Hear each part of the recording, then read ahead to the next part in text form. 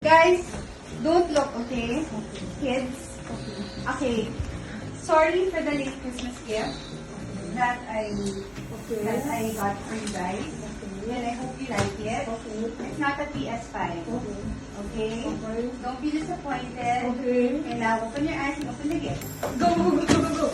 Here, go. All of you ready? Set, go. 1, 2, 3, go.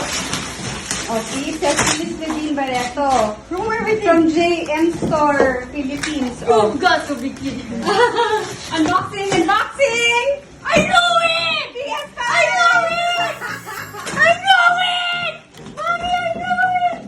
I know it! I know it! Oh, I know it! I knew it! I knew it! We have it! We finally have it! I love you! Open it here! We got it! Yeah, we finally have it! I love you, love you. Time to play after school. See, I just want to say thank you to JM Store Philippines. Thank you so much for delivering our PS5 right away. My children are so happy. Maraming salamat po. Hug money, hug. Oh my gosh, unboxing on Unboxing, unboxing. Thank you. Thank you so much, JM Store. God bless you.